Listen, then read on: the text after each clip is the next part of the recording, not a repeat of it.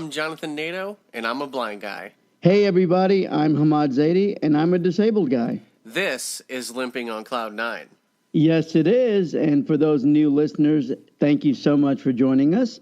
If you don't know what Limping on Cloud 9 is, it is eclectic, tragic, funny, and humorous slices of my life. And today, Jonathan, do you know what we're going to talk about? No, but I'm excited. Yeah, me too. Today, we're going to talk about my history with the Super Bowl. Ooh, I'm a fan already. But I'm not just going to talk about this current game. I'd like to share my entire history with the Super Bowl, how my love started for it, and what really pushed me to start attending them, which I do for my birthday. Awesome, very cool. Let's go all the way back, way back to the 1970s. My first true memory of loving and experiencing a Super Bowl was certainly not live back in the 70s. It was on television. My mom managed a 7-Eleven when I was growing up, and I used to hang out at her store a lot. You know why? Because I'd buy one big gulp, and then I'd get all the Dr. Pepper I wanted for free for the rest of the day. That's where your addiction started. Yeah, that's exactly where it started. So back in the 70s, 7-Eleven used to rent little 13-inch televisions. No kidding. I remember it was January 1978. It was just before I turned 10 years old. And the Super Bowl was the Dallas Cowboys beating the Denver Broncos 27-10. And I watched it. And I'm telling you, man, I was hooked, right? Yeah. And I'm not going to lie to you and say, hey, man, from that moment, I wanted to attend the Super Bowl for my birthday, because that wasn't the case. Right. But what was the case is at that moment, I thought, wait a minute, Roger Staubach is throwing touchdown passes to win Super Bowl 12. And I know my left side is disabled, but my right side is pretty strong, right? Yeah, totally. So I started dreaming about not just attending a Super Bowl, but playing in one, obviously, like a lot of kids did, right? Absolutely. So before I jump into sharing my first Super Bowl experience live, I'd like to go over two quick things. The first of which is, Jonathan, do you remember Nerf footballs, those sponge footballs? Oh, yeah, totally. I had tons of those as a kid growing up, for sure. Yeah. So, I needed to teach myself how to catch a football. And so what I did, and my mom and dad hated this, but, what I did is I got them to buy me a Nerf football, those like sponge footballs. And I went to the garage and took one of my dad's saws and I sawed off one end of the football so it would be flat. Oh, okay, okay. And then what I do is I'd go to my bedroom and I'd throw the flat part of the football against the wall. Oh, right? Man. So would it bounce back to you pretty straight at you, or would it kind of ricochet off to the sides? No, it would ricochet off to the sides, which was perfect because I shared a bedroom with my cousin. So we had two twin beds on either side of the room and then carpet in the middle. Yeah. Right?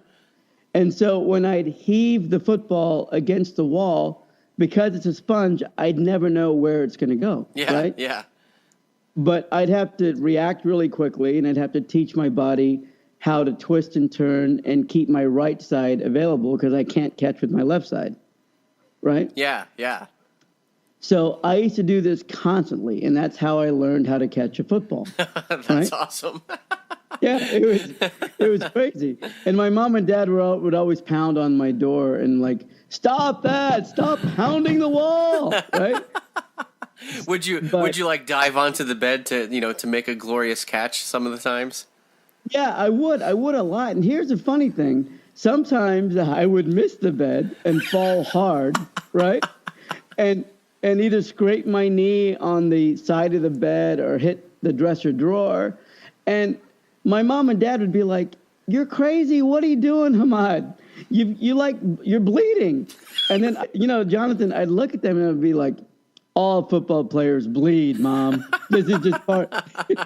This is just part of the game. Exactly. Right. So it's still my favorite sport. Right. Yeah, me too. And, and then the second thing, that was the first thing. The second thing that happened that really launched me into attending Super Bowls for my birthday is how I went to England for a concert in June of 1990 and how I roomed with a random guy named Gary, who at the time was 45 years old. I was in my early 20s. And the first thing Gary told me is he said, look, we're going to be roommates, so I want to be honest with you. I'm dying of AIDS, right? And if you want to hear the full story, people, please listen to episode number 5. But what Gary taught me is he said, look, kid, you're in your early 20s. What do you really want to do in life? And I told Gary, I said, I want to go to UCLA Film School. And, I really want to go to the Super Bowl for my birthday. So Gary just said, listen, kid, if you want to go to UCLA Film School, you need to apply. And if you want to go to the Super Bowl for your birthday, you need to try. Watching the Super Bowl in 1978 on a black and white television at 7-Eleven, and then having Gary encourage me to really go after it in 1990. And anyone that knows me knows that it was always a topic of conversation that I wanted to go to the Super Bowl. And I tried to get a roommate of mine or a couple buddies of mine to drive to the Super Bowl in Tampa the year, I think it was 90 or 91. And no one would do it, right? They're like, dude, you want to drive across the entire country without tickets to try to go to a game? And I'm like, let's just try. Let's go, right? So it didn't happen. But what did happen on January 31, 1993, which incidentally is my birthday, the Super Bowl was in Los Angeles, right? So my roommate Larry from my undergraduate school from Cal State Northridge, who's still a great friend of mine, he was one of the groomsmen at my wedding. Larry told me in 1992, he's like, hey, look, man, the Super Bowl is going to be at the Rose Bowl next year. And my business fraternity is going to be hosting a concession stand at the Super Bowl that will sell beer. Right? Okay. Because back then, you could volunteer at a concession stand at the Super Bowl, and they would give your organization part of the sales or something like that. No kidding. So I did not have a ticket to my first Super Bowl. He just told me, look, I'll get you in. I know you're not in the fraternity, but I'll get you in as a volunteer, but you have to pour beer. Right? Yeah. So, which is really funny because I don't drink. All I drink is Dr. Pepper. I don't drink alcohol. Yeah. So there I was with my Dr. Pepper, between my legs or under the counter, pouring beer at the Super Bowl. And the Dallas Cowboys were blowing out the Buffalo Bills pretty early on. So as halftime happened, what my buddy Larry did is he started telling people that were coming to get a beer. He started saying, hey, look, it's a blowout. It's a blowout, and today's my friend Hamad's birthday. If anyone's leaving the game, please give him your ticket, right? Yeah. And a lot of people are like, are you crazy? We're not going to leave the Super Bowl. Who cares if it's his birthday, right? Yeah. So, Jonathan, 5 minutes into halftime, a reporter from New Orleans walks over to Larry, and he says, prove to me it's your friend's birthday. And Larry's like, Hamad, show him your license, right? Yeah. So I pull out my driver's license, and it says January 31. And then the guy takes out the Super Bowl ticket, and he hands it to me, and he says, happy birthday, kid. And I'm like, oh, my God, are you giving me your Super Bowl ticket? And he's like, yeah, man, I'm a reporter from New Orleans. I have a press pass. I don't need the ticket, right? Oh, man. So I gave Larry this look, and he's like, go, go, go. I'll cover for you. Just go. So I ran up to my seat in the 77th row, which took a hell of a long time because I had to limp all the way up 77 rows. Right. And the first thing I saw at that Super Bowl was the Michael Jackson halftime show. Oh, man. Which was unbelievable. I didn't see all of it, but I caught like 2/3 of it, right? Yeah. And it was just crazy good. It was awesome.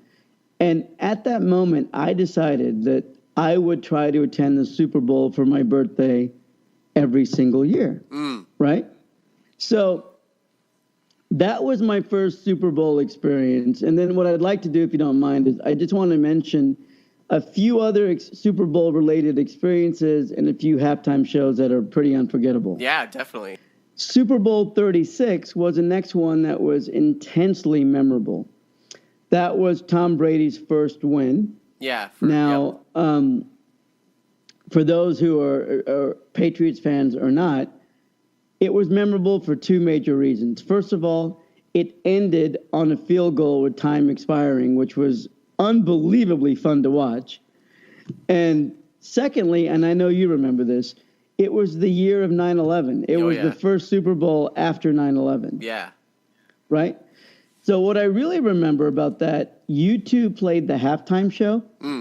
And while they played The Streets Have No Name, they scrolled all of the 3,000 Americans that perished in 9/11. Oh, wow. They scrolled all their names on the inside of the Superdome walls.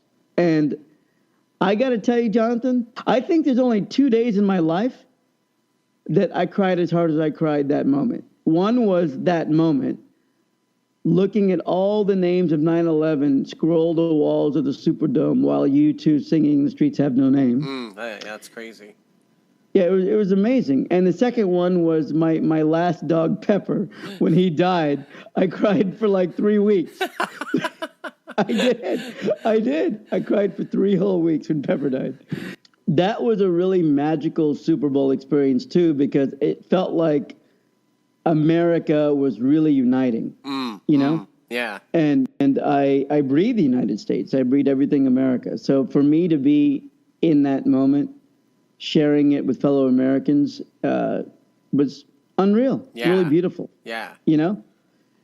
And then I've got to say the other one that I really remember is the one I just came back from. Right? Oh, yeah, totally. and I gotta share this with you, buddy. I attended this year's Super Bowl with the husband of one of my wife's best friends. Okay. Right? And he has been a Patriots fan since childhood, literally since kindergarten. Oh, wow. Now, has he ever seen any Patriots game before, ever? Yeah. He sees the Patriots when they play the Houston Texans because they live in Houston. Okay. Right? But it's a really magical story why he fell in love with the Patriots. And that is, he's from England. So when he moved to America as a very young child, he thought New England was England's team, right? which is why he became a Pats fan, right? That's funny. And so I sat there at this year's game next to this guy, and I got to tell you, Jonathan, it felt like I was at a funeral for 3 quarters, man. I can believe it when you're seeing your team down, 28-3 or whatever at one point.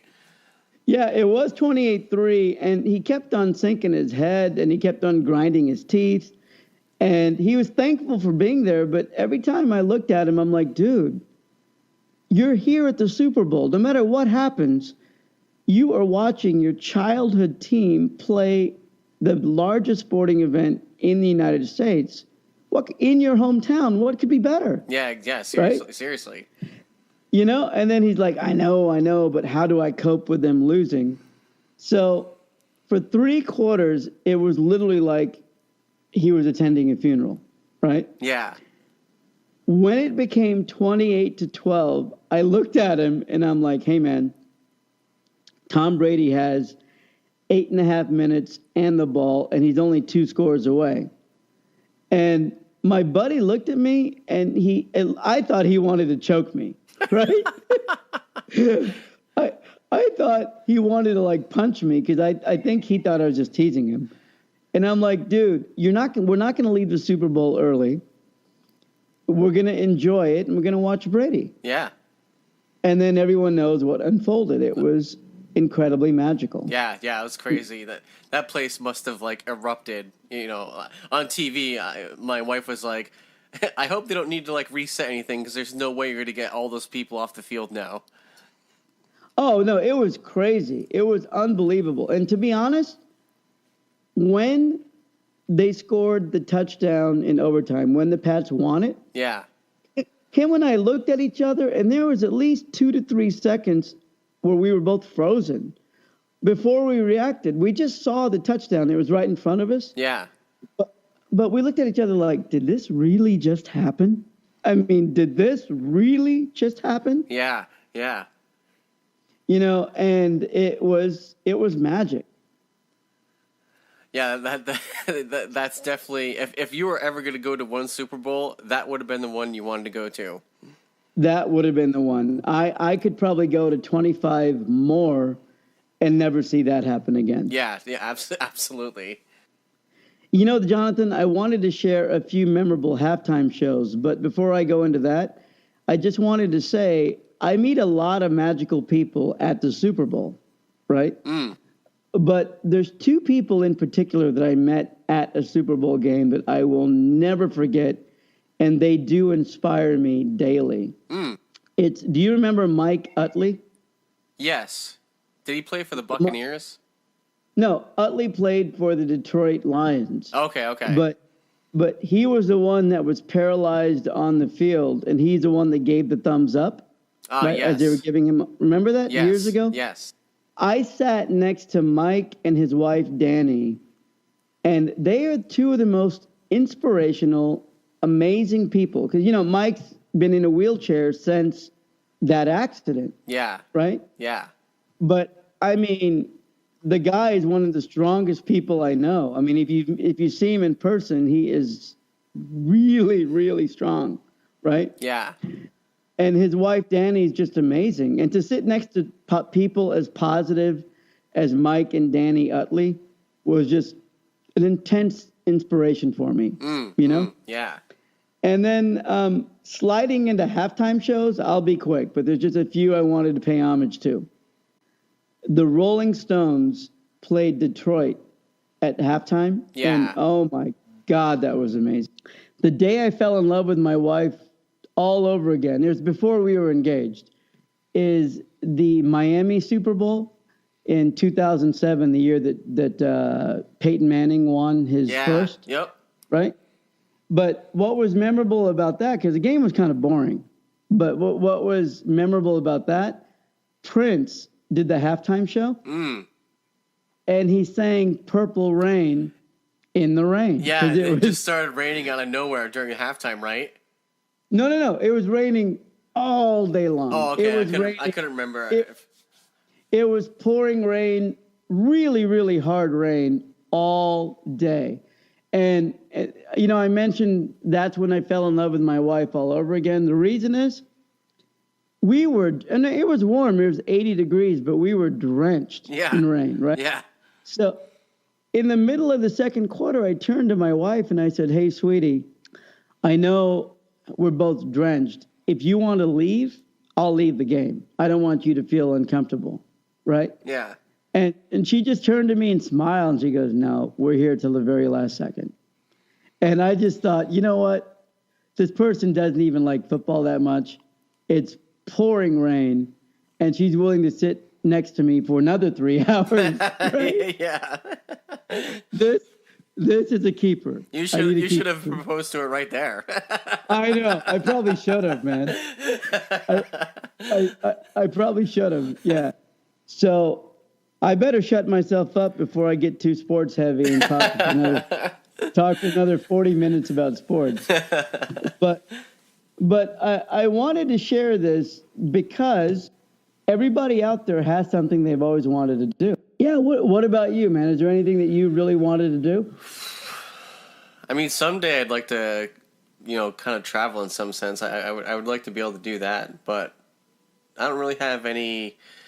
I would love to just go meet lots of different people groups and just really see what the rest of the world is like with my own experience instead of being fed through media. Oh, this is how this place is, or this is how these people are. I'd rather experience it for myself. One thing I can tell you, my friend, is that experiencing different parts of the world and different cultures gives you a completely different perspective on what any country's media says about any place in the world. Yeah, exactly. So that's why I'd love to just go places on my own, and experience it for myself as opposed to what I see through a screen, Oh, no, absolutely. In fact, right now, as you people are listening to this podcast wind down, email your boss and tell them you're sick and go do something tomorrow that you've always wanted to do. Yeah, exactly. You know, because if they're gonna fire you for one sick day, then you don't want that job anyway. Yeah. And if they don't, you get a tremendous experience out of it. Absolutely. So I think that's what I think I'm ready to wrap up. That's what I wanted to share today. But you know, awesome. I just wanted to tell people that you got to just go out and do stuff, you know? Yeah, absolutely.